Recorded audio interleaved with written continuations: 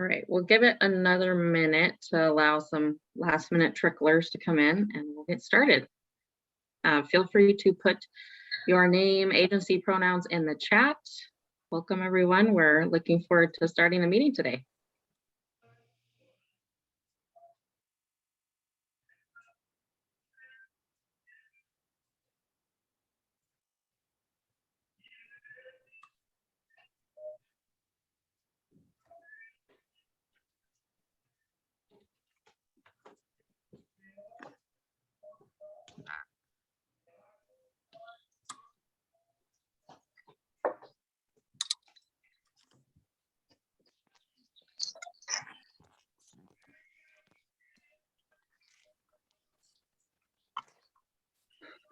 Oh, I see we have a question. Dan, you have a question?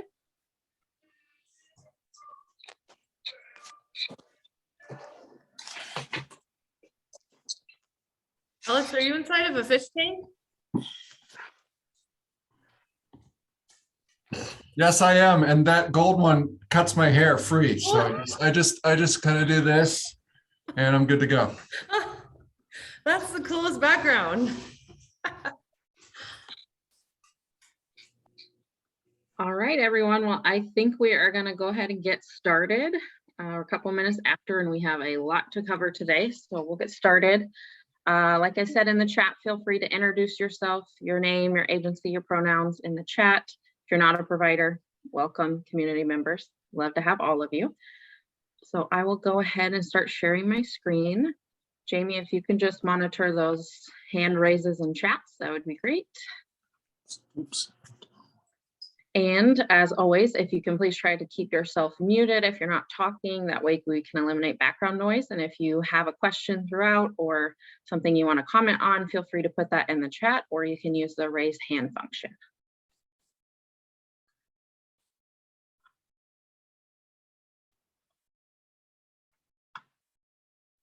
All righty. Well, welcome everyone. Thank you all for joining our community conversations about our homeless program models. You'll hear from a couple different people today. H3 Health, Housing, and Homeless Services. Myself, I'm Shelby Ferguson. I'm the Coordinated Entry Manager. You'll also hear from other folks from H3, such as Jamie Jeanette and Christy Saxton, our director. And of course, most of the presentation will be done by our consultant, Elaine DeColony. All right, so we have like I mentioned, a very packed agenda today. We have much to cover. So first, we're going to go through the purpose of why we're here today, the process of kind of how we got here. We're going to walk through a proposed program model to give you an example of one of the models and talk about that together. We also have a list of some what we identified as parking lot issues, things that we want to discuss, but maybe at another time. So we want to bring those to your attention. We also have some identified training needs that we want to discuss in lieu of these program models. And then at the end or the second half of this meeting, we will be doing some small group breakout rooms to discuss these program models. So you'll be able to walk through a specific program model of your choice and go through that, ask some questions. Yeah, so we have a lot to cover. Let's keep going. So first, I just want to orient the group of why we're here. Basically, Contra Costa County Health, Housing, and Homeless Services, or H3, as many of you know, we want to make sure that we're documenting and refining our program models. So you might think of those as programs or intervention models, such as rapid rehousing, permanent supportive housing. So that's what we're going to be talking about today. And we want to make sure that we're updating our program models, most importantly, to make sure that they're clear, they're consistent. And we're going to be updating our written standards, our policies and procedures, such as our coordinated entry policies and procedures, to reflect these program models that will be standardized. The whole point of a program model is to make some really consistent parameters around scope of works. We're going to be establishing clear performance expectations, so everybody knows what the expectation is for this particular program model, measures as well as benchmarks. And then the whole point is to improve consistency, create some clarity for everyone, and coordination in our service delivery with and between models. So that is the goal. We definitely want to acknowledge as H3 that we maybe haven't been as clear as we could have been on all of these program models, and we want to take time to make sure that we acknowledge that. And the whole goal of today is that we're going through these program models together. They are drafts, and that we're talking about them with your perspective in mind, and make sure that everyone's on the same page about these proposed program models. Again, they're just drafts, they're proposals. And yeah, just want to acknowledge that, you know, we haven't necessarily always been clear, and we really, really appreciate all of your collaboration, your patience with us as we all figure it out together. Okay, so a little analogy of kind of how we've currently been operating, or, you know, how we've been operating up until this point. Really, in our current system, everyone is, you know, trying to solve homelessness. Everyone is working really, really hard, but it has been at times in kind of some silos where you might be telling a completely different time than another clock in the system. So our aspiration and our goal is that all of our clocks, the clocks being your different programs, we're all coming together to kind of form one cohesive singular clock, if you will, that we're being consistent and we're able to work effectively and serve our population, which is the biggest thing. So basically, we just want to make sure that we're all coming together. And as you can see, in our aspirational goal is that if one piece of that clock is not working properly, it can really affect the entire system. So we want to make sure the whole system is together. We're all on the same page. Okay, just to give you a little timeline of, you know, how this started and how we got here.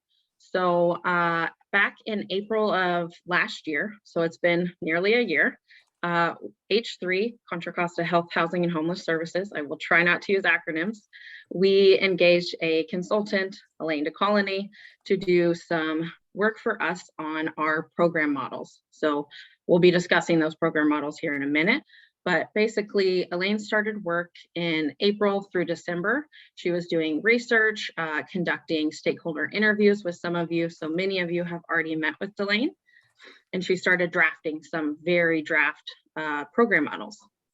Then February of March to this year, so that took quite a bit of time. So February of March of this year, we sent out the drafts to you all, and we're having this public meeting where we go through and get your feedback and input on these program models. And then March of 2020, or 2022, excuse me, next month, we will be finalizing these program models at the CE oversight level, which will give you about a month for public feedback, which we will talk about more here in a minute. Sometime in the spring of this year, we'll be incorporating these program models into our COC written standards. So we'll talk a little bit more about that, but just want to be clear that these program models are very much not a singular project, but they will be woven in throughout many of our work, including the written standards.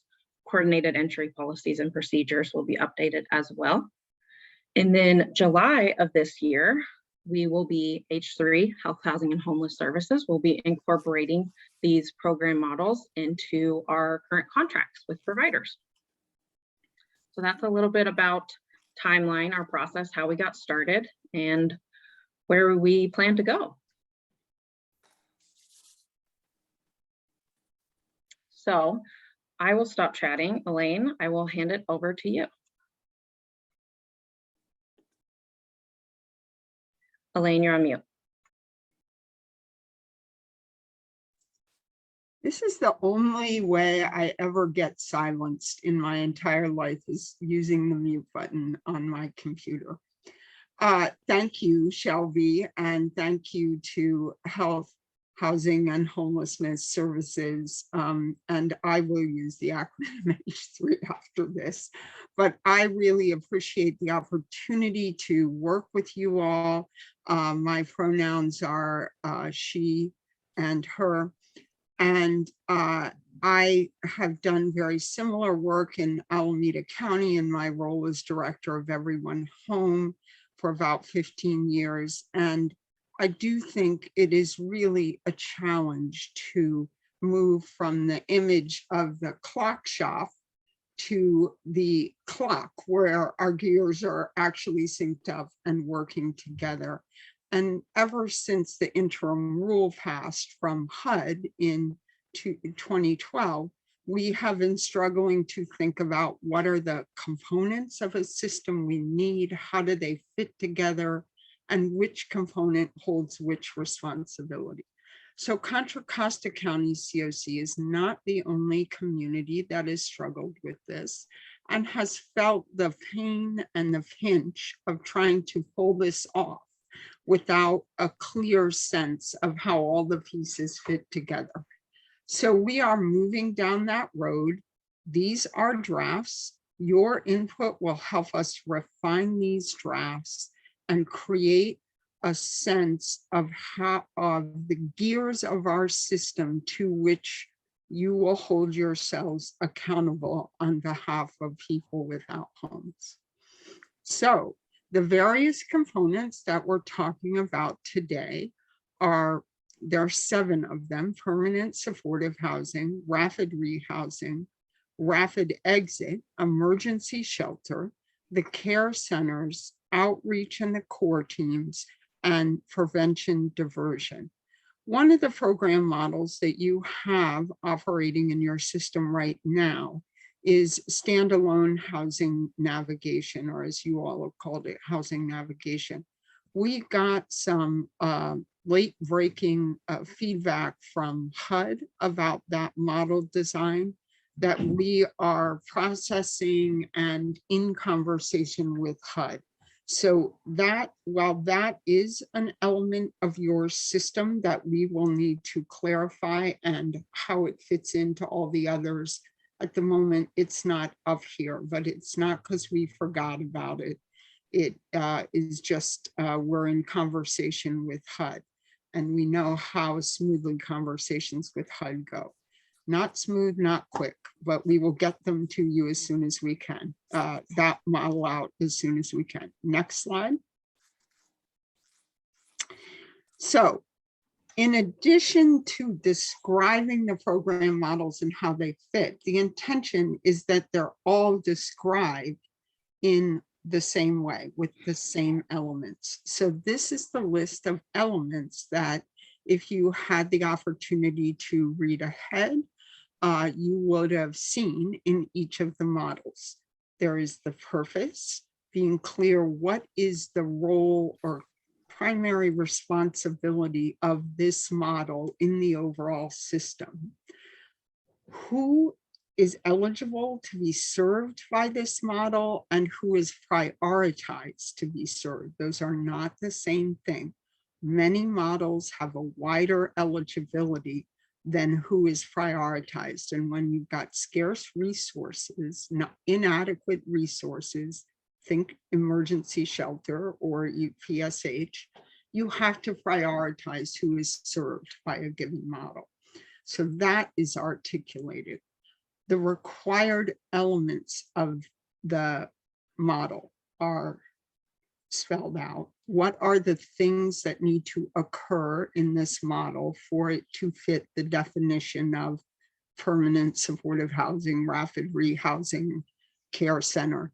So those things are described, and then some additional best practices or optional activities. The discussion about access and minimal operating hours. Is access virtual, over the phone? Are operating hours regular business, 24/7? Those kind of things are discussed. And then the issue of who refers to who and when are people exited from program models.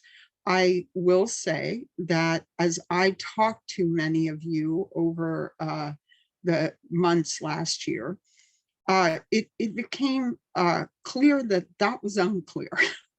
And when, who referred to whom and by what process, and how folks got enrolled and when they should be exited from models. So that section of the model description tries to clarify those things. So that is a part about going back to that clock image. where the gears are fitting together and when a person's is being supported by a program and when the handoff occurs to a different program.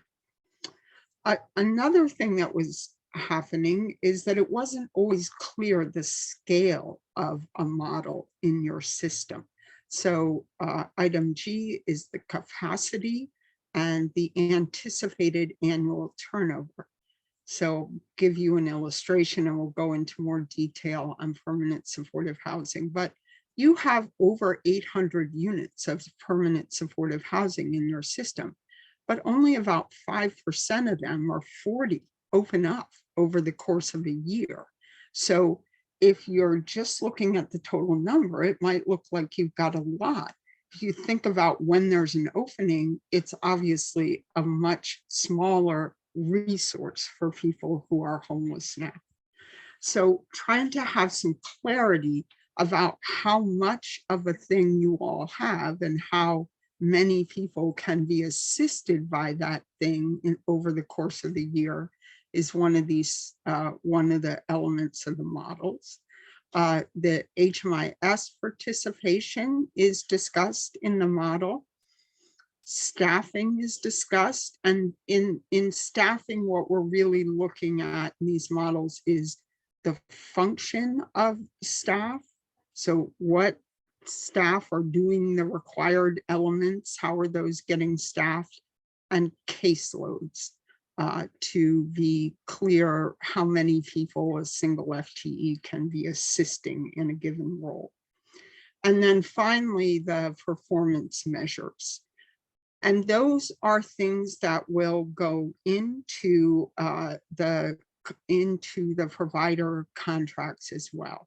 So you all, I'm sure, know that HUD looks at your COC in totality to see how you're doing on what they call the system performance measures: exiting to housing, housing retention, increasing income, reducing returns to homelessness, and length of time homeless.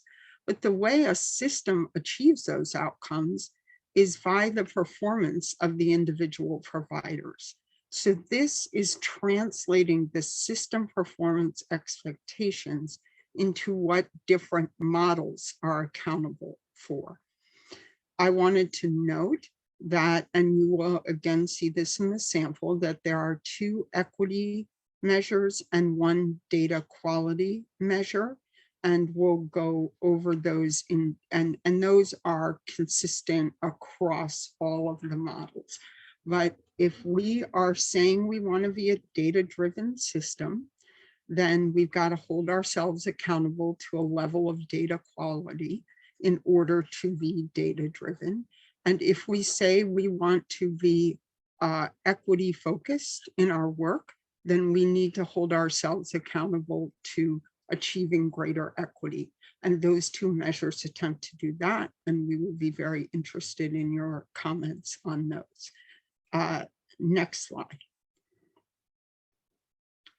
So there were some system challenges I alluded to in my introduction of this topic, or in my description of the program models, but I want to go over them again. So one of the things that I heard about from multiple angles is that there are both gaps and duplications in the housing and services that are delivered across different program models. So, and I'll discuss this in more detail further down, but an example is document ready. So there are some programs that are called the same thing, rapid rehousing, that are equipped to assist with document readiness, and others that are expecting document readiness already there or are not equipped to help with it. And so then other programs are stepping in and supporting it. And so some people are getting assisted with document readiness by more than one program. Other people are not getting assisted at all. and others are getting assisted, but not in a timely manner. So that's just illustrative, but things like that. And is everyone getting housing problem solving, for example? So really getting clear who does what, and trying to reduce duplications and fill gaps. And so those are really in those first items in the description, and also in item I, which can you scroll up to the list of elements again? I'm sorry, Chelsea. Yeah, so item I is the staffing, right? So being clear of the function of different staff. Okay, back down to the boxes. There we are. And then I heard some frustration about referrals to nowhere. And so this goes also to the question of eligibility versus prioritization. If every eligible person in your system is referred to anything they are eligible for, the vast majority of them won't get assisted. Like I said, we've got 41 openings in permanent supportive housing a year, and you've got dozens, if not hundreds of folks who are disabled and chronically homeless. Most of your folks won't get assisted. So getting clear on who is prioritized, and also being transparent about the capacity within your system. Same thing with rapid exit. If it's able to assist a couple of hundred folks, you probably have thousands that are technically eligible. So being clear about referral enrollment prioritization hopefully will solve the issues around and how the community queue is used, solve some of the issues around the sense that we're referring people and nothing's happening. The other thing that your annual report showed is a fairly dramatic increase in the length of time spent homeless. I will acknowledge right here, right now, this is a horrible housing market to be an extremely low income renter. So yes, it is hard to find housing, but we do still have the responsibility to fix the things we can fix. And one of the things that might be going on in your system is if the community queue is matching folks straight up by their high priority and high acuity, they may not have the documents ready. And so you might have units that are sitting open for a while, or vouchers that are going unused while you're trying to track down folks that have made it to the top of the list because they got an assessment and a high score, but no one's working with them, and or you're still weeks behind on the document. So the proposal, and you may have read this, is to change the use of the community queue and saying that the matching function will begin when folks are doc ready. And Chelsea, can you go over the criteria just real quick for what doc ready means? Yes, document ready in this context we're saying would be a picture ID, a social security card, proof of homeless verification, and a disability certification. Yes, and if there are children in the household, probably also birth certificates. So, oh gosh, and Shelby, I'm sorry, I've been calling you Chelsea. This is how tired I am, Shelby. Sorry.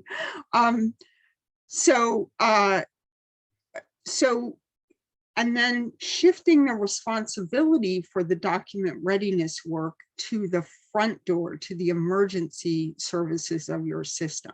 So if CORE is the primary program model that is working, if outreach is the primary point of contact with the system for a person, they're assisting that person to gather documents. If it's a care center, then it's there. If the person is staying in the shelter, then it's in the shelter. So talking to folks, to everyone in the system, because all of us, you, me, and everybody need those things to access housing. And so everyone should know that they need to pull those things together. And the highest need, most acute folks are going to need support in pulling those things together, but should be starting on that task as early on as possible, not at the point when they come up to be matched to a permanent housing exit. And so the goal here, so there's a couple of key system shifts, is where the doc readiness work primarily occurs and when the matching primarily occurs. The other part of the proposal for the shift in the community queue is for Shelby to be keeping an eye on the 50 highest prioritized, if you went strictly by score, highest prioritized folks in your system, and making sure that they are connected to a service provider that is supporting them, keeping tabs on them, trying to help them locate documents. So should they come up on the list, they are doc ready. All right. Yes. I can stop for questions at the end of this slide for if folks have questions. I think another thing that this addresses is unclear performance expectations. Even within the same program models, there were different performance benchmarks, like the rate at which people would exit to permanent housing or increase their income or their lengths of stay. Those were all individual as opposed to across a model and rolling up to the system's performance. The issue of data quality is addressed, the issue of racial equity and improving racial equity within our system are intended to be addressed in the design. So before we walk through an individual model, I will pause if there are any questions about the overall structure of the model and the kind of system issues.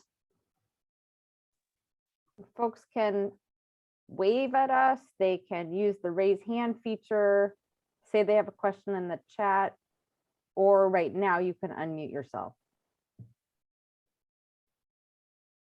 Sorry. Stephanie, do you have a question? Okay, Okay, I'm gonna mute you. Okay, great. So shall we, can we go I back see a few to, questions, Elaine. oh, okay. I see Joe and then Wayne. Yeah, I was just gonna, I put it in the comment, but since we have this pause, instead of me writing an entire paragraph, I just wanted to clarify what that would, like, what you're describing about the document ready. I feel like that's one of the things that would be good for a peer-to-peer workshop, where like even at the shelters, you know, to have like an hour and a half of time to open up that discussion of what folks in the shelter need to get ready.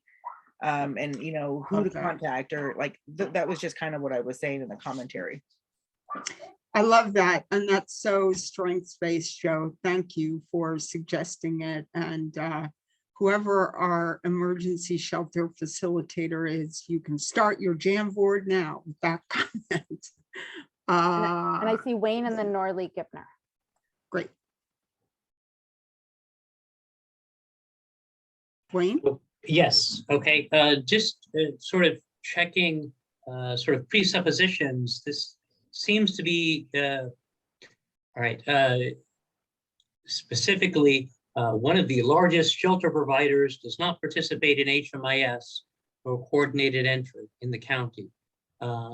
So as far as I'm aware, I was not, so Bay Area Rescue Mission, how do we participate in this if, like I said, I'm a little confused by all of this. You know, having not been participated or asked to participate in this discussion last year, I'm a little confused by all of this. And some of this may be just be transitions in our organization with the new CEO and all of that, but we would like to be participating more. This seems, if we're moving towards things we're codifying in things that HUD and COC is funding, when there are providers who do not participate in that funding and will not be participating in that funding, how do we unify a path forward? How do we handle including in the COC grassroots organizations that may not be participating in HUD or COC funding? Thank you, Wayne. I'll take a pass at that. And Jamie, if you want to weigh in, welcome that as well. So we did, the initial scope was to talk to folks that were under contract with H3 at the time.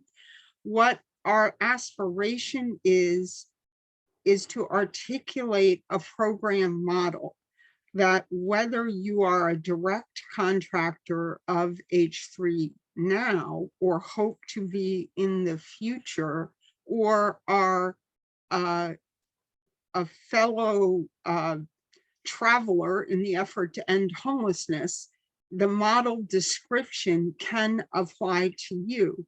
In the case of Richmond Rescue Mission at the moment, it might be a voluntary, and your opinion on the model is still welcome and encouraged. And this is really where, this is the day the community conversation is starting in earnest. So you are not behind the 8 ball here. This is a great time to familiarize yourself, weigh in. And the goal is that we all are rowing more and more in the same direction over time, whether we are technically required to by contracts or whether we are aspirationally interested in being on the team that is delivering a consistent standard of care for people in trouble in Contra Costa County. I agree.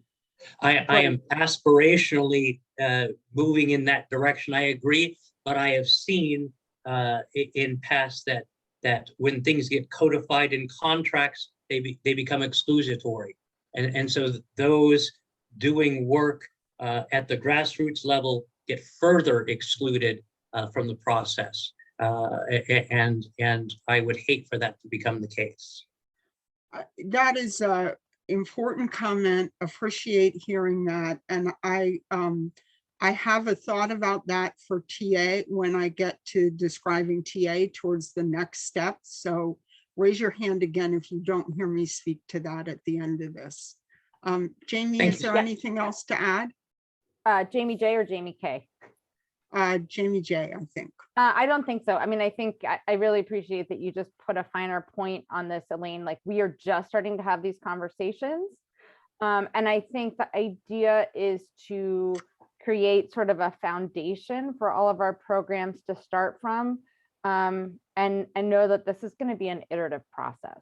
So, and Wayne, really, for Wayne and anybody else who's with an agency or a project that may not like fit in these boxes right now, or maybe at all, like, I think your input is still very, very valid and important. And part of why we're doing this too is we often get new providers that show up and they're maybe very new to this whole field, and like there needs to be some guidelines about what our system is looking for, and we really haven't had that.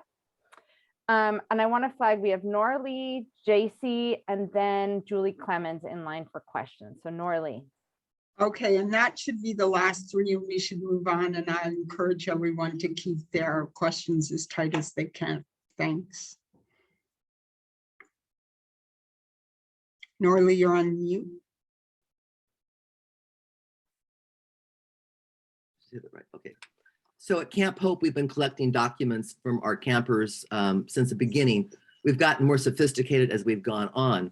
But the hard lesson we've learned big time is while you're collecting documents, you can't let them hold the documents. You know, I have a safe at home. I keep everything in there because we're now having to retrieve documents twice. And the first time was hard enough. The second time is enough to piss you off. And so I highly recommend that you are aware of that. And I think our core team is the ones who are supposed to be getting documents for our people out on the streets, if I'm not mistaken. And so you guys should really consider how you're going to address this. When you get all these documents coming in, you certainly cannot give it back to the homeless people. That is just not even logical.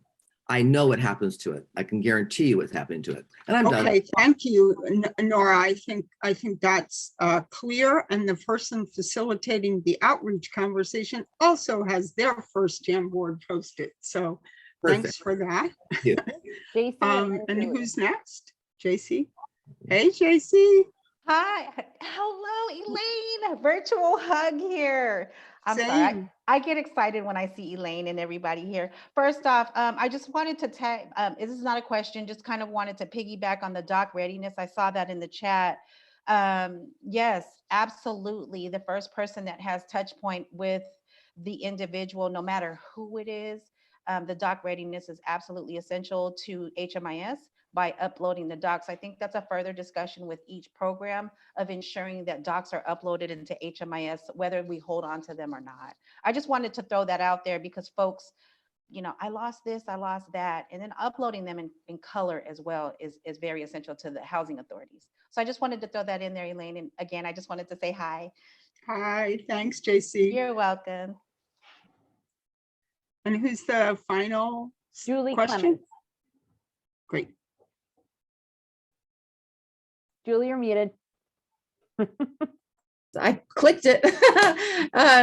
Thank you. I just wanted to ask for a little transparency on behalf of Shelter Inc. about who has participated in this drafting to date and where we will be able to plug in influencing great outcomes, great policy and programmatic design so that we can all see better outcomes, because certainly hearing things like referrals to nowhere are really shocking in a system of referrals.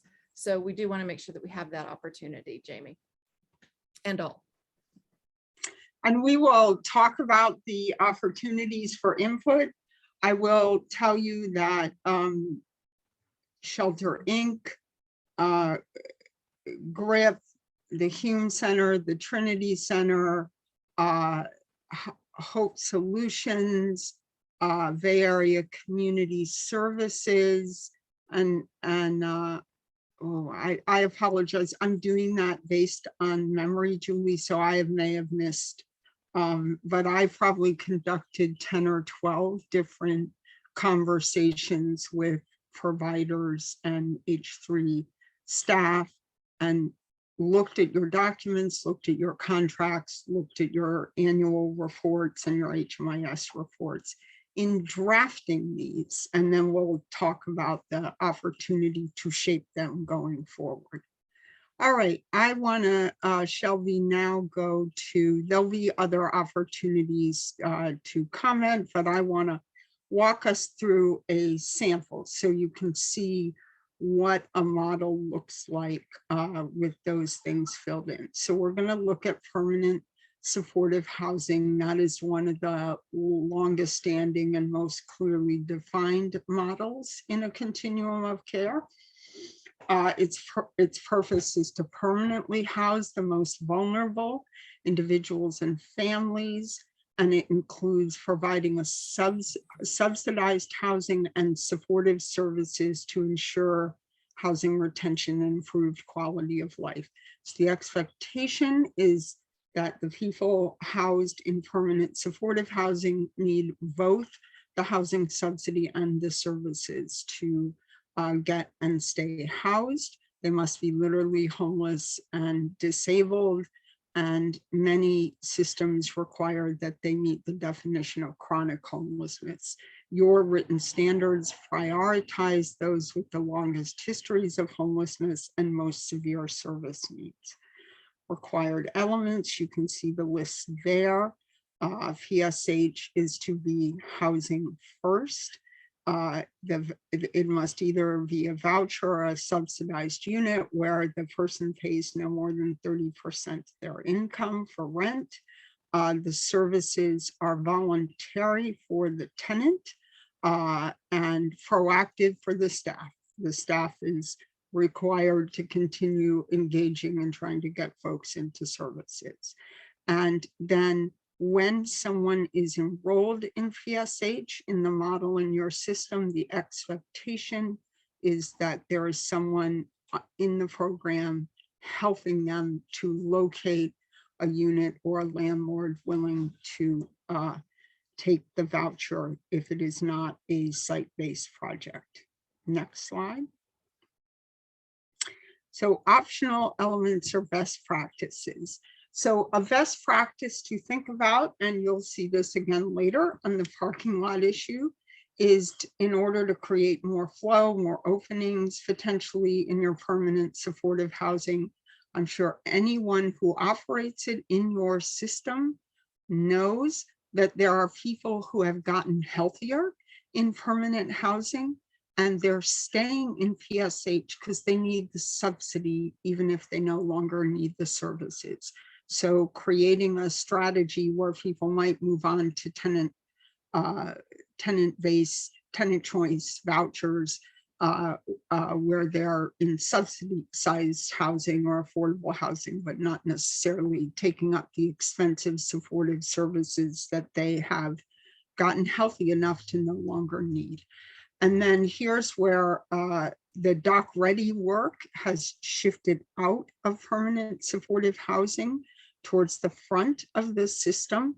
But if there is staff capacity and a high needs person is at the top of the list, staff could help with dock ready work there.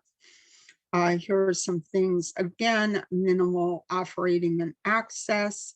Obviously with housing, it's 24/7, 365. Services need to be available a minimum of regular business hours, but in larger programs, or even in smaller ones, evening and weekend hours are strongly encouraged. Again, another access issue for permanent supportive housing is the design cannot be a requirement that services are only delivered at a centralized location, requiring disabled tenants to travel to visit that centralized location. So support must be available through home visits and virtual as appropriate. And then here's how PSH treats referral enrollment exits. So openings are filled through the community queue once someone is document ready, missing a Y there, my bad. And that while someone is in housing search, i.e. they haven't yet moved into the permanent unit, they may still be getting support from CORE or CARE, care centers if they're staying outdoors or they're still staying in an emergency shelter. So co-enrollment is okay there, but once they have moved into permanent housing, they should be exited from those other programs. And then of course they have the right of tenants. And so if they're going to be exited by lease violation, they would need written notice and the right of appeal. Next slide. So here's, I used this example earlier in my remarks to you all. There are about 41 vouchers that open up over the course of the year in your system. When people move into permanent supportive housing, they typically stay there, and HUD wants that. Housing retention is one of the things HUD measures. So you don't have a lot of openings in your existing capacity. However, over the course of the year, at different years, and this number 55 is an average of things like new vouchers that go to the housing authority that might be prioritized for people experiencing homelessness or chronic homelessness, or a new program that comes online funded by the state or the continuum of care. It's a range of things that could happen. So those are the numbers that would be for capacity and anticipated annual turnover. The staffing that was discussed here was the ratio of the support services staff, because a lot of your VSH's scattered site, there wasn't a standard to set for property management, but the goal is to have 1 FTE of support services staff for every 15 households. And then there is, of course, VSH is required to participate in HMIS per the HUD standards. And honestly, if you're getting ESG funds as an emergency shelter, even if you're not getting COC funds, you are also required to participate in HMIS. And one of the added parts of this standard is identifying an HMIS administrator within your agency who not only helps to set up your programs, but monitors the project to ensure data accuracy, completeness, and security ongoing. There is a canned report that can be run that can tell you on a regular basis if your staff is entering data accurately and timely and completely. And that is something your HMIS administrator, whomever you designate, should be checking. That sentence is in all the program models. Next slide. Here are the performance measures for this model. And you see that some of them are connected to the relationship to coordinated entry and to the outcomes that HUD is looking for overall for the system. So the first one is that if a program is required to take its referrals, fill its openings from coordinated entry, the decline rate should be 5% or less is the proposed benchmark. That and this is a national standard. Public housing authorities have this next standard too, maintaining a 95% unit occupancy or voucher utilization. And then the next one, again, this is reducing the length of time homeless, is really the goal of getting to 120 days or less between enrolling and getting your voucher and moving in. Housing retention rates, which you all are actually already achieving as a system, are 96% or greater. And then for those who enroll in the program without non-cash benefits like health insurance, for which they would be eligible, they have acquired those benefits by program exit or annual update, or that you show a 10% improvement from the prior year if the rate is below. So I want to stop on that phrase for a second. Many of these performance benchmarks, you will see they are like standards in the field. And some of them may seem quite high to you, and they might be quite high in light of your system's performance. And so then the goal is, if that benchmark is not within reach in the next contract year, you're seeing an improvement of 10% or more from the rate you had in your current contract year. And then here are the equity measures.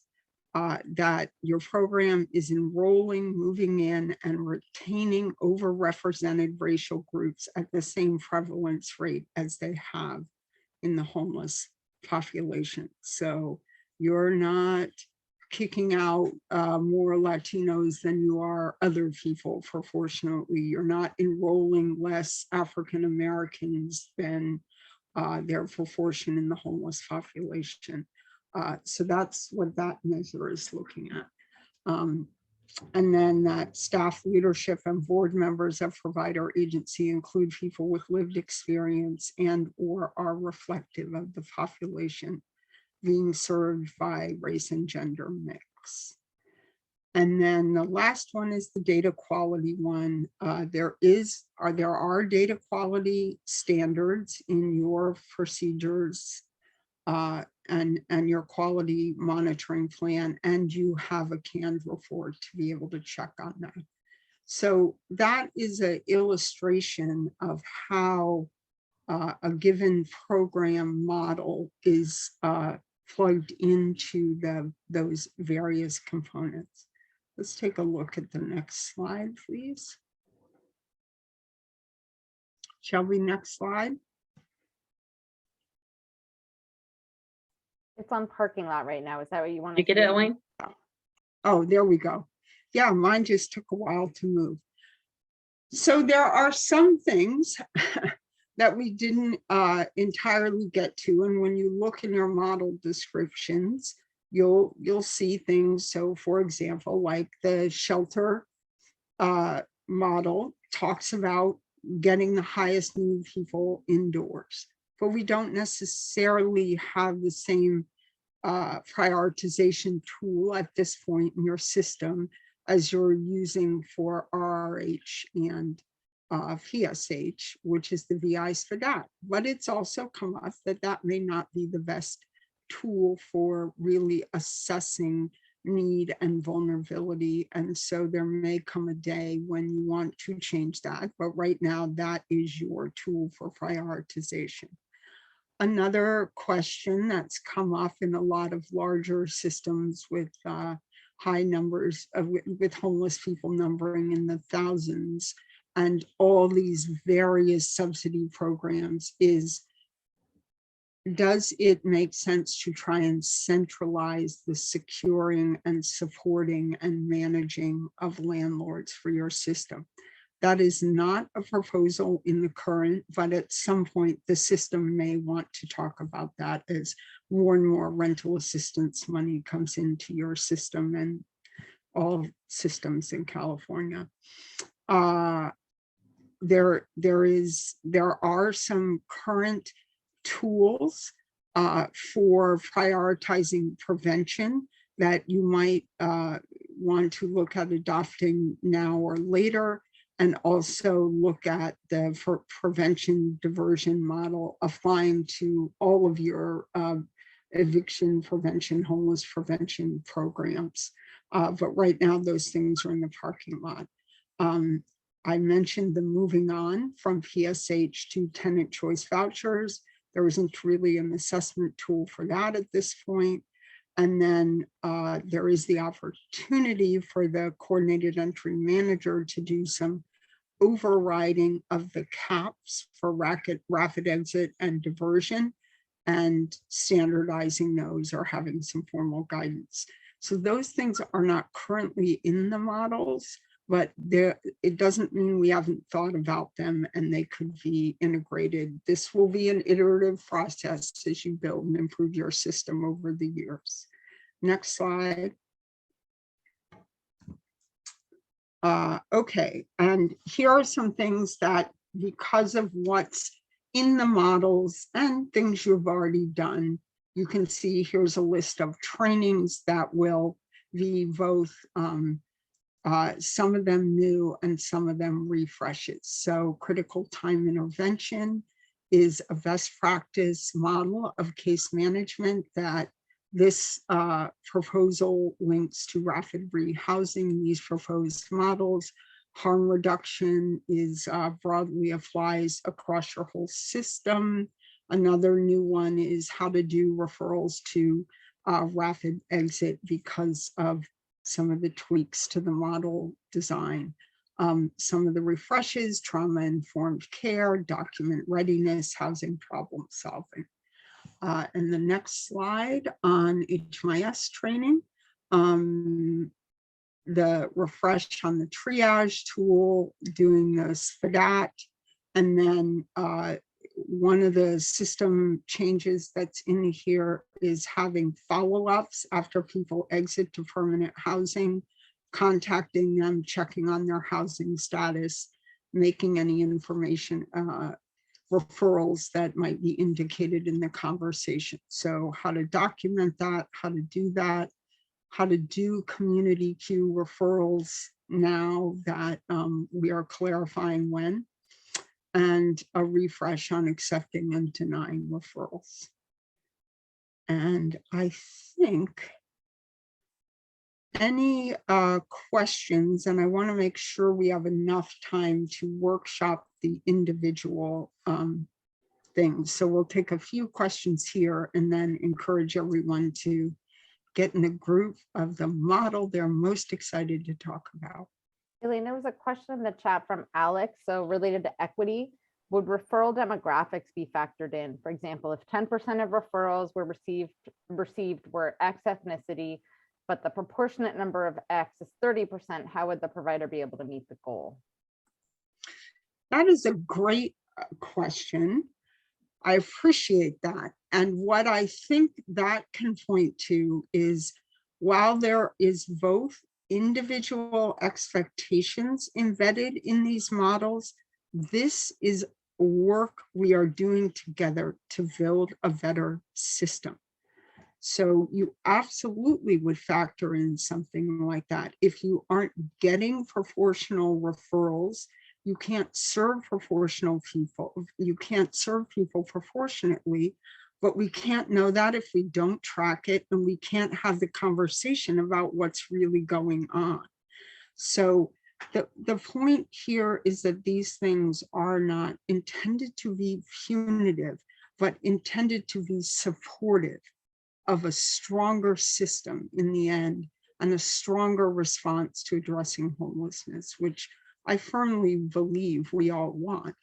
And we are not served by finger pointing, but nor are we served by saying everyone's trying hard, so let's give ourselves a pass. It's important to take a hard look at what's happening and focus where the issue is. So I really appreciate that question. Gave me a chance to give a little mini speech. Are there any other questions? Great. I am going to turn it over to Christy at this point, who has a few remarks before Jamie gives us the techie tech stuff about small groups. Christy? I know. For those of you that know me, shocking, I have a few words. I just want to thank Elaine for her tremendous work, but really to thank all of you on this call. This work predates me. It started, as Shelby was saying, nearly a year ago. And as we've been working to incorporate all your feedback, what you want to see, what's not working, what is working, as we were talking about it recently, I said, it just feels like there's so much going on. And Elaine very diplomatically said, yes, and there will always be so much going on. And this is the work. And I couldn't agree more. And as Shelby said, there's a lot that I think H3 also, we're doing a lot of work to get better and be better. For you, but more importantly, for those that we serve. It's what they deserve. And that is why we're really excited to be here today, dedicated to be here today. And I know it all feels like a lot of work. It always does, but it's always a lot of work. We chose a real tough line of work to be in. And I know we all have a lot of heart, and we're dedicated to that. So with that said, A, thank you. And B, please keep, the momentum up. Today and over the next month or so, we're really going to be pushing out, asking you for one last look at this, more feedback. These are not final. These models are your models. And it is a way for you to also be holding us accountable. It is a two-way street. And so we hope that with all your questions that you've already asked, to go into these breakout rooms with renewed vigor, and over the course of the next month, because I know everyone processes differently. If you need to go back and really take a deep dive and look at this and then get us questions or feedback, that's great too. If you need to have further conversations, we will make ourselves available. We are so close to this finish line. So we're just asking for that one final push. And so I will thank you in advance for that. And I just, really appreciate your commitment to, and your faith in us, that we are doing our utmost best to serve those in our community who deserve it. We are, doing our best to serve the most vulnerable with integrity. And we're hoping that this will be a piece of that puzzle. So again, thank you. And some of you will see Elaine and I popping into some of your groups. Don't mind us. We're just a little bit of a fly on the wall and trying to zoom around as we can. So thank you. Great. So Jamie here, I'm going to be your tech wizard. So I just want to prep folks for what's about to happen. Don't freak out. We're going to go into breakout rooms.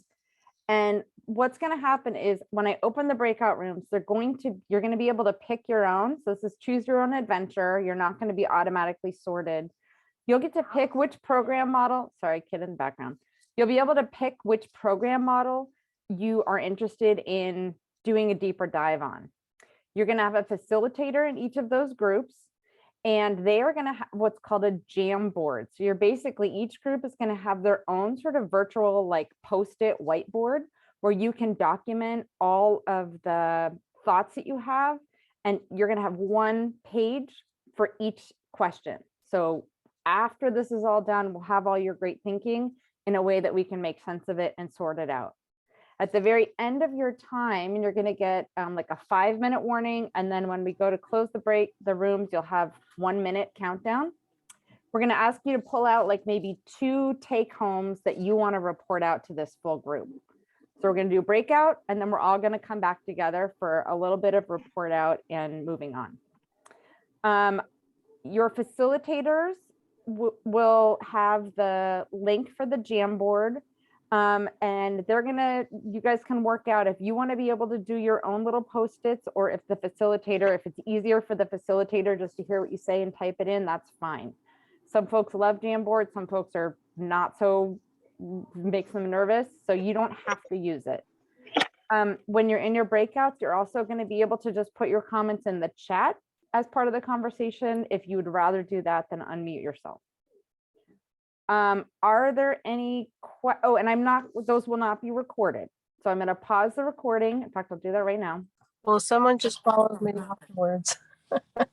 Addie, sorry, I know you got cut off in the middle of what you were saying to me, but I got Maybe it. you can just follow up with me afterwards. Yes. So welcome back, everyone. I'll put my email on the thing. Thank you all for coming back after the breakout rooms. I know it's easy at this time of day to try and get out. I get it, but thank you all for coming back. My group also, we had a small group and did not finish at all, but did our best, as I'm sure you all did too. So Elaine, I think I'm going to turn it back over to you. Great. So we're excited to hear key insights. Ran out of time doesn't count. I'm going to assume that was true for everyone. But other key insights, and we'll start with Jasmine's group with PSH. Hi, everyone. Yeah, sorry, I was trying to multitask organizing my Jamboard because we had a lot of great thoughts and ideas that came up. The main takeaways that really stood out to me were talking about how large of an umbrella PSH is as a group, and really needing to differentiate what expectations look like for programs that are smaller and have less capacity versus programs that are much larger, and really making sure that the expectations are realistic for the different contexts that our programs are in. That's kind of one thing that stood out to me a lot, in addition to talking about timelines, which can be challenging both during a pandemic, but also if sites need to be rehabilitated between clients. I don't know if anyone else in the group wants to chime in as well to add anything if I may have missed. Great. In the interest of time, thank you, Jasmine. I'm going to move to Rapid Rehousing and Natalie. Oh, hi, everyone. So we only got through two of our 5 Jamboards. So sorry. But we had a lot of great stuff to talk about. Elaine, do you want me to just run through some of the Post-its? Is that what's what I would say is 1 or 2 key takeaways. We'll have all the Post-its and we won't have time for everyone to read every Post-it. I saw the Post-it. There's so many. It's great. Yes, we had a lot of Post-its on this first part, which was anything that was unclear in the model. Let me see, some challenges with CTI. I know that's a new component. Finding the resources to make sure people are connected when they're transitioning out of programs and into housing, and how to find those resources, how to maintain them. We talked some about document readiness. Also, people that are being denied for certain housing options, and some solutions for that. And one last thing, something the SSVF Rapid Rehousing Program brought up was some of their participants, because they're going directly to our SSVF programs, are kind of missing some of the coordinated entry opportunities since they don't go directly through CES. So just, another thing to bring up. Great. And sounds like a very informed group. They knew a lot of the dynamics of RRH. yes, and then just on our next slide, because that's as far as we got, what supports are needed to ensure the success of prioritizing those with the severe service needs and longest histories of homelessness for rapid rehousing. Just talked about, how are we pitching rapid rehousing to the clients in the community, ensuring that they really understand what it is. And I'll just leave it at that. Oh, sorry, and additional resources for housing people who are registered sex offenders. Okay. Thank you, Natalie. Yes. Okay, Rapid Exit. Who facilitated that group? That was me. Michelle. Thanks. So we also did not get very far because we were having a really robust conversation about really trying to clarify and dig a little deeper into what Rapid Exit does, how it's different from problem solving and diversion, and a little bit of concern about whether we're artificially creating discrete categories or whether these should be best practices that are carried throughout a lot of different approaches. So we talked about the importance of having a real clear collective understanding about what we mean by this, who's being served, and making sure that it doesn't accidentally, inadvertently serve less people. Great. Anyone in my Thanks group so think much.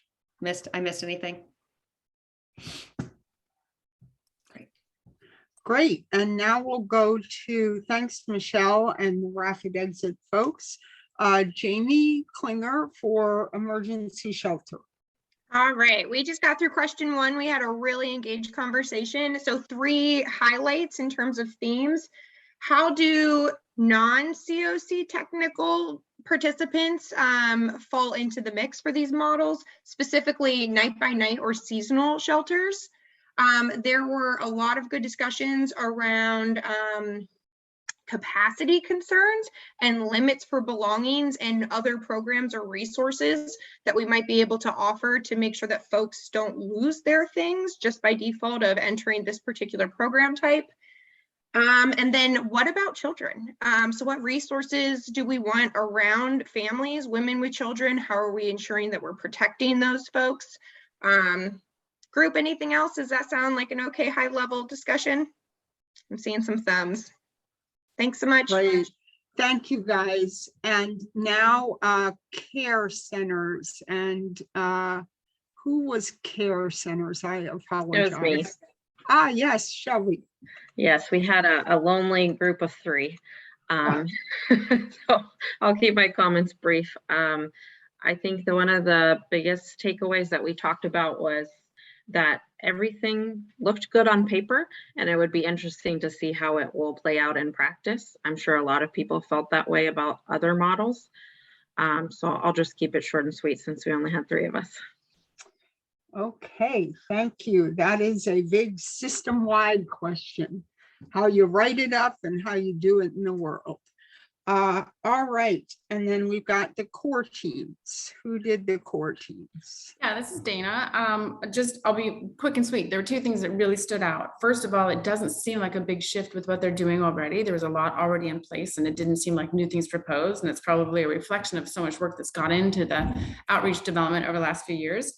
And the second thing is the outcomes are only as good as the resources we have. They were emphasizing that while they have the capacity to continue serving, people get stuck because the resources after core, the shelters, rapid rehousing, permanent supportive housing, it just seems like people are kind of stuck, not because core and outreach doesn't have the capacity, but the steps that they're supposed to be moving to doesn't seem to have this limited resources there.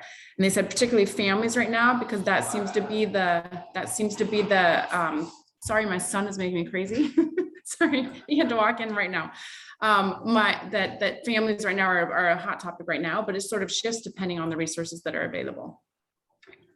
Great, thank you, Dana. And finally, prevention and diversion. That's me. Great. Jamie, Jeanette. So two main things that came out. Sorry.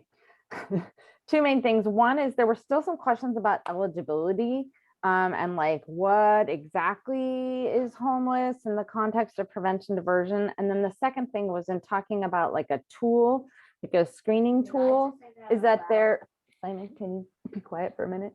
Is that there are some really well-established tools already. We had somebody from All Home in our group and they have an evidence-based tool that they could recommend. So we don't have to recreate the wheel. All right. It's nice to find resources that exist already, since we're having to invent so many things. So wonderful. I appreciate the report outs. I know that a lot more was said in the breakout rooms than was said in the whole room. And so delighted we got your Jamboards.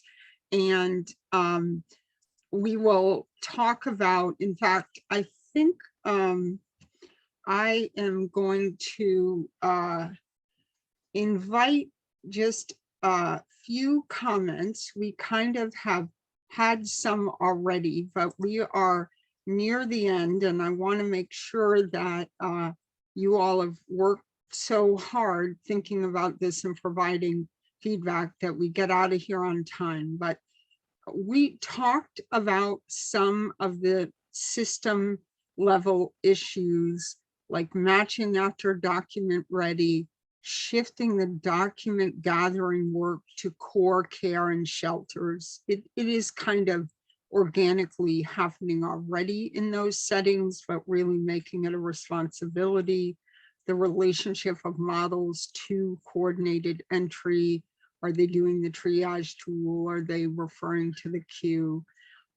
We gave you a list of additional training needs and parking lot issues. And I just following up on Jamie Jeanette's summary, additions are things to implement now. So there might be things to add to the parking lot, but there might be things that you all want to recommend come off the parking lot and get integrated into the model. For example, if there is an existing evidence-based screening tool for prevention, do we want to integrate that into the model now? So I will take a few minutes to see, we have, I don't know, six or 7 minutes to see if there are any comments on these system issues. I see Joe with her hand up and Jonathan, and then Jamie, you can track on anybody else. Hello. Go ahead, Joe. Everybody. Yeah, thank you so much. I was in the outreach workshop, and I took the last countdown minute to just kind of spiel my frustration because I'm frustrated. You know, I think of outreach, and it was definitely not, outreach isn't data driven. Outreach is like, you know, I get it, like to be in the crisis. Yes, so there's somebody there that's, I don't know, there's just something missing with that. There's something missing there. And I feel like these conversations need to happen a lot more. There needs to be a lot more lived experience perspective in here as well. I'm not sure where my frustration was coming from, but that kind of outreach, the outcome is supposed to be data driven, but the work itself isn't. That's like personal. You have to make it personal. And I think that's what was kind of lacking in my frustration. But Okay. thanks again. Thank you. Jonathan. Yeah, thanks. So talking about matching or like document readiness before matching and that thing, I feel like in some ways I come to you from the future, working in a county that has long done that. In Alameda County, we've made that shift in some ways. You know, and I got all kinds of feelings about just, you know, having to have coordinated entry, but I'll set those aside in terms of what it can do to us and the way we treat people. But I think it makes sense, Elaine, from a usage of resource, but I do think that there's like three important, one concern about like just the way we orient our system if we're not careful, if we do that. And that would be like, in doing that, it can become all about the documents, right? And that can in affect the orientation that we have to people. And then it's just like everyone, like that, if we foreground that too much, then we lose, I think, some of the person-centeredness and all the creativity and like that goes with that, which is all about first identifying the resources that are outside the system because we don't have enough in the system. And so I just think philosophically, there is a real risk to document readiness being too foregrounded in people's minds. So that's just in general. I work in a system that like is that right now, and we're really trying to fight back to problem solving. And so I think that's just a philosophical thing that you gotta be careful with that, even though it makes sense from a system level. I think it can shut down like some of the creativity and the person-centeredness. Secondly, what interventions require what level of document readiness, right? Like that's really, like rapid rehousing should have little to no document readiness in terms of compared to PSH, right? We need disability verification and all of that. So making sure that you're not having people provide, like it's kind of like from a medical perspective, right? Like don't provide more documentation than you need to, like just like for barriers for them. So having really clear that we're not over document readying people, which is even more alienating for people being served, especially if it doesn't take them anywhere. And people have already had a really extractive experience with like systems having to give a bunch of paperwork about themselves and their lives. And then lastly, like finding a way to really make sure that not one person is getting document ready for which they're not going to get matched to a resource that those documents matter. So really keeping your PAR numbers on like how many PSH slots you're going to have and how many people you're actually getting document ready, because that can be a real letdown to like get everyone on the queue document ready. When it's not going to provide a resource for them, right? We already have coordinated entry assessments that for folks feel like false hope, like it feels like that's the ticket, right? And then they're not prioritized high enough. Being really careful not to make document ready another letdown by thinking you cross that finish line, but it's not even going to go anywhere. So finding ways to mitigate those concerns, I think, is the way to do matching via document readiness, like safely and still person-centeredly.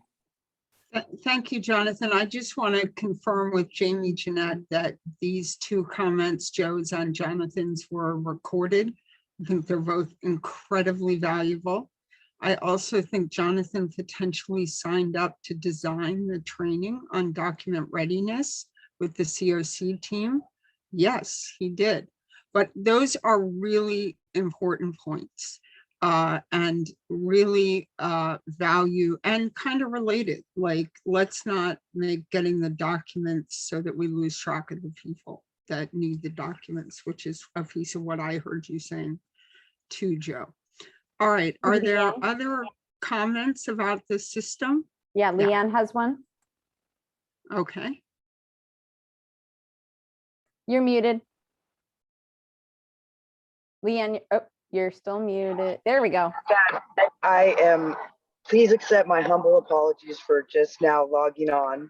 I am so upset that I had to miss this, but I had a grandma teacher conference with my second grade grandson's teacher today. And I was like, you know, and so I went and had the little conference with them. And I'm so sorry for this, but I am so concerned and interested in what this is going to be about.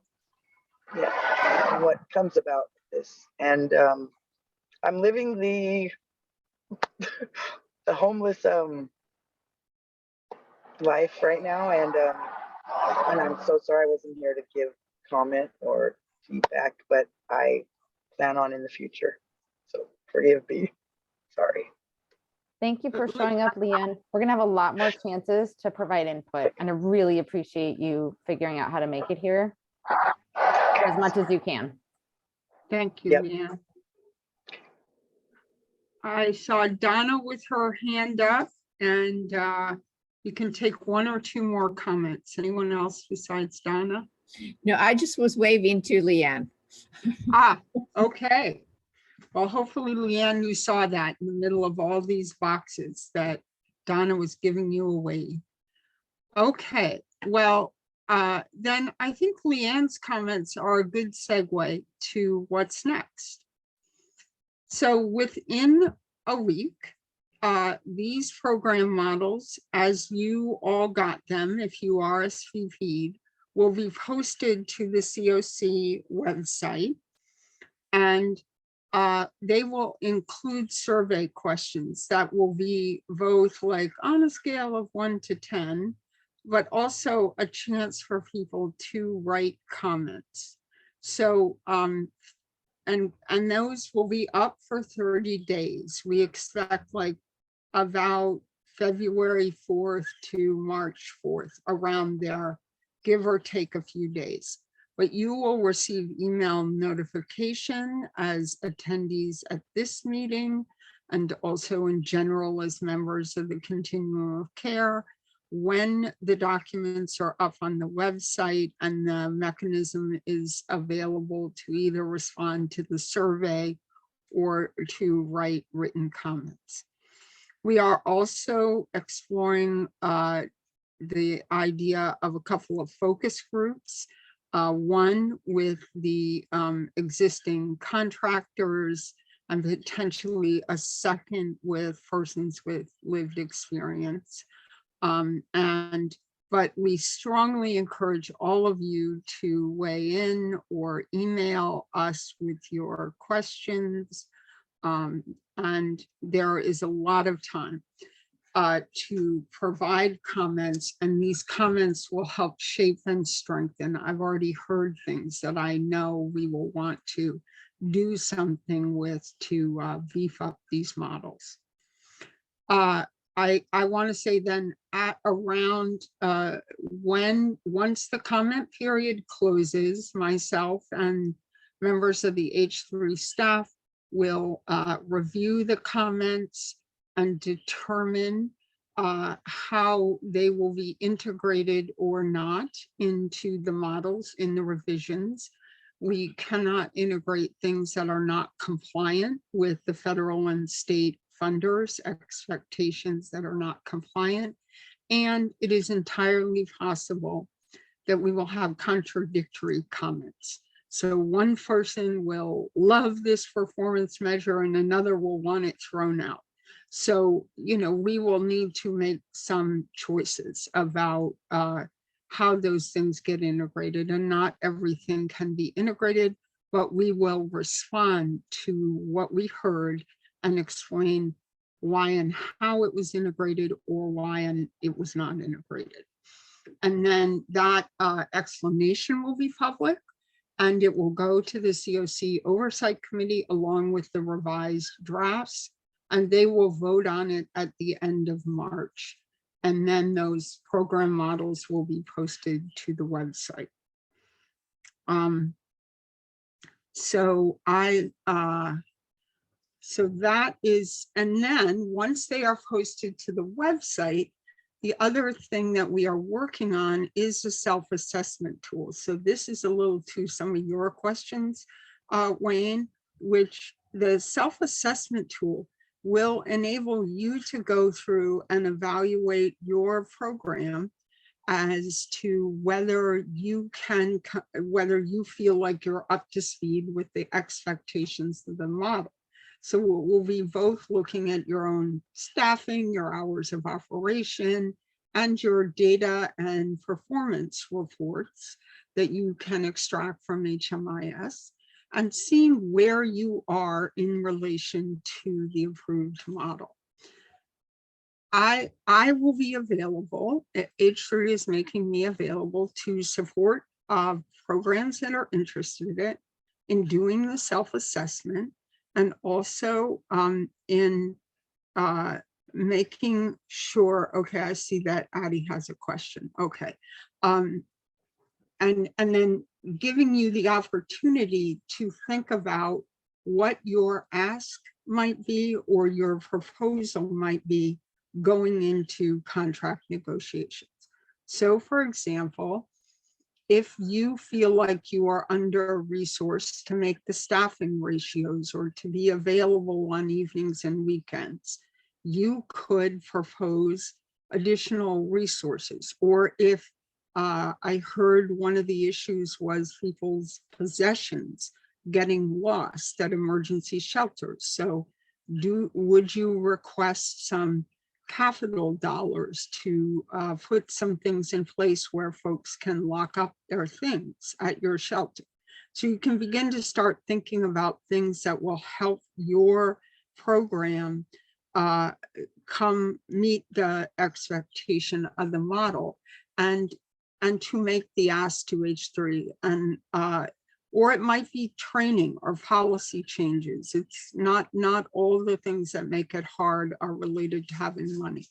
And so I am there to help you as a thought partner with you to interpret your data, to think about what changes you might want to make internal to your organization to support coming up to the model standards and the performance standards.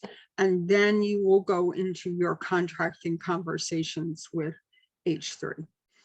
There is a lot of money at the state of California level. Build Back Better did not happen, but there's money at the state. And so the system is going to continue to be working with resources that have evolving expectations, but also expanding. And so it is an opportunity to think about, if you are interested in being a contracted provider in this system or closer in, Wayne, to think about how you could get there and what your ask might be in order to get there. So H3 has expressed an interest in seeing everyone, whether you're under contract or not, align with these program models and get resources and training to succeed in delivering them. And so part of that is this TA self-assessment and support from my consulting firm to do that. And so then as this self-assessment and TA support occurs, then you'll be going into, for those of you that are under contract negotiations, and how these models and these performance measures translate into your contracts with H3. So that's what's on the horizon. Your insights are invaluable to giving us the best models and the best measures and the best response to homelessness. And certainly those of you who have worked in other systems that have tried things, Jonathan, a la Document Ready, everybody is learning. It's iterative. So let's bring those learnings into the conversation here in Contra Costa. Okay. Elaine, Addie's had her hand up. I'm not sure. She got okay, cut off go in my ahead, group, Addie. so. You get to close us out with the last question so we can end at 5. And just really Jamie quickly, is letting people know where they can email further questions. Sorry, go ahead, Addie. yeah, just for clarity, earlier you mentioned about if you couldn't do anything that your funders were within, outside of those guidelines or funding guidelines. But if out of these discussions, a creative solution comes out, especially if it's coming out of the in-house, does that mean you won't build it in? Will you not seek other revenue sources? Will you not make recommendations to the supervisors or whoever needs to make decisions about additional funding needed for those ideas or creative solutions outside of those current funders guidelines? So I think that's a great question and a great suggestion. And what I would say is building an effective response to homelessness is not something that is done in one design session. It takes, we'll design these things and try them. We'll try this thing. We'll go after resources for this thing. So one of the first things we're doing is to try and make clear how we're going to do the things we do now, and absolutely thinking about other things that can be done and where it might be resourced is a completely reasonable part of building a stronger and stronger response to homelessness. So with that, I am going to, Christy, you want to close us out? Are you still here? I'm still here. I just want to All right. again thank everyone. I know there's a lot of passion, and that's what I know is going to create an even stronger system. So I really appreciate everyone's honesty and quite honestly, a little bit of vulnerability today. I know this is going to be a lot of work, and we're going to get it done. So appreciation of everyone. And thank you, everybody, for your time and attention. I appreciate your thoughtful response to this work.